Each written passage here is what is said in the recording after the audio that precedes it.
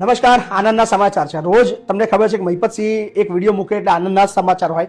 અને આનંદના સમાચાર એ છે કે આપ તમામ મિત્રો જાણો છો કે 17 તારીખે આપણો દ્વિતીય સમૂહ લગ્ન છે.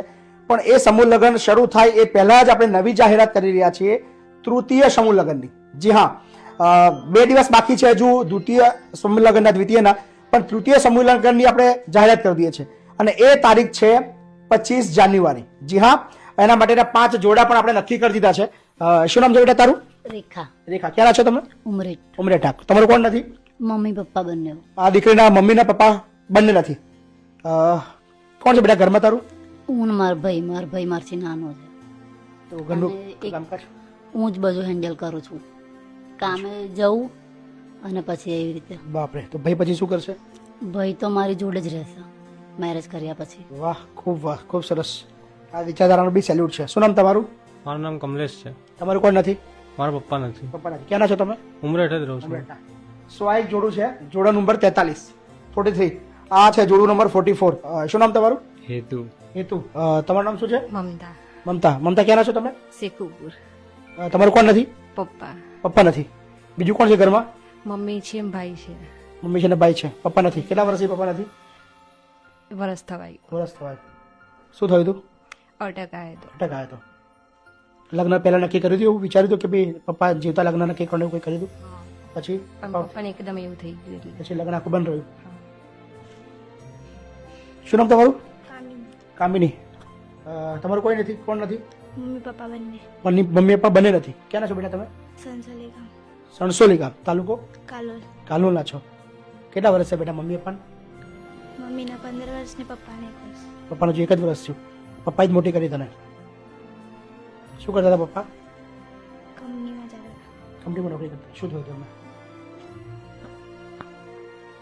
એ મારી આમ હતી બધી. બીમારી હતી? કેન્સર. ઓકે, કોઈ ચિંતા નહીં કરી બેટા. હા, હવે ટેન્શન લેવાનું નહીં. હા ને? શું નામ બેટા તારું? પૃથ્વી ચાવડા. પૃથ્વી ચાવડા.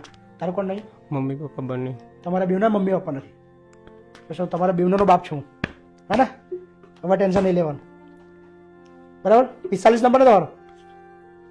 કોઈ ચિંતા ના કરશો. હા, મજબૂત બનો. શું નામ બેટા તારું? ભૂમિ. ક્યાંના છો તમે? નડિયાદ. નડિયાદના. કોણ નથી તમારું? પપ્પા. પપ્પા નથી. કોણ છે બીજું ઘરમાં? કોણ છે? મમ્મી એકલા. શું કરે છે મમ્મી? ઘરકામ. તમારે? મમ્મી પપ્પા નથી. પપ્પા નથી. તમારે બી? કેટલો ટાઈમ છે પપ્પાને? 12 વર્ષ. 12 વર્ષ. 12 વર્ષ. શું કરતા હતા એ?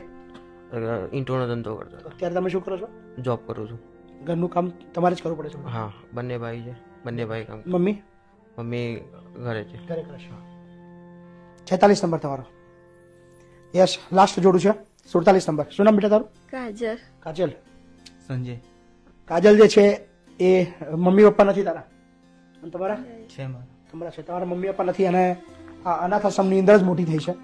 કયા અનાથ આશ્રમમાંથી બેટા તું? નરિયાદ. નડિયાદમાં. સો આ બધી જ દીકરીઓ એવી છે જેને પપ્પા તો છે જ નહીં અને લગભગ મોટાભાગની એવી છે જેના મમ્મી ને પપ્પા બંને નથી. સો એ લોકોનું સમૂહ લગ્નનું આયોજન આપણા ત્યાં થયું છે.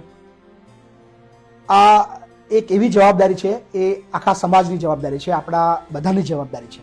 સો જવાબદારીના ભાગરૂપે જેટલી સ્પીડમાં અને જેટલા વધારે લોકોને આપણે લાભ આપી શકીએ એ હેતુથી આપણે આ સમૂહ લગ્ન આયોજન કરીએ છીએ.